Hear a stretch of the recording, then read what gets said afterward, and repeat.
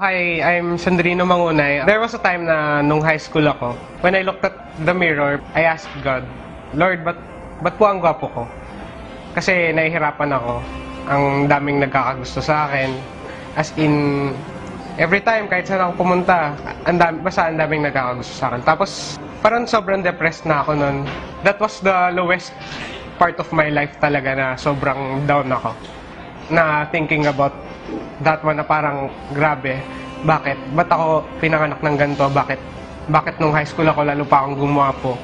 So, bali ginawa ko siya ng paraan, nagpataba ako, kain ako ng kain, kahit di ko naman gusto yung ulam, kahit, alam mo yun, isaw, hindi ko naman talaga siya gusto dati. Gusto ko lang talaga is, yung mga pang-healthy lang. So, ganoon. So, ginawa ko, kumain hanggang sa tumaba ako. Pero wala pa rin. Gwapo pa rin ako nun. So, there was a time din na na-engage ako sa Victory na nakasagot din ng mga tanong ko sa buhay kasi that's one of the biggest questions in my life. Bakit sobrang pogi ko talaga? I was engaged sa Victory Group, naging part ako, nag-one-to-one din ako. So, yun, parang in-open up ko yun sa leader ko na sabi ko, kuya, ang pangit ko, no?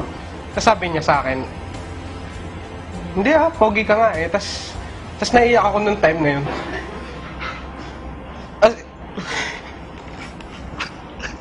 Ang hirap ng part na yun kasi nagtuloy pa rin ako kahit na ganun hanggang sa na-realize ko one time, sabi rin sa akin ng leader ko, what if ginagamit talaga ni God yung kagwapuhan mo? Wag mo namang sirain para lang hindi ka mahirapan sa struggles, gano'n. Sabi ko, nga no. Napansin ko nga, pag pupunta ako ng church, grabe overflow yung room eh. As in, pagka alam nilang pupunta ako doon, kailangan yung mga ushers prepared na yung overflow room kasi marami nang pupunta doon. Kasi hindi ko alam eh, parang artista lang talaga ako tignan.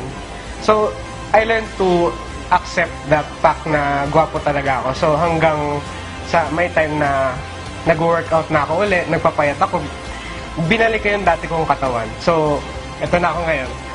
Pogi na uli. So, yun, na-realize ko na talaga. Saan ako dinedestiny ni God?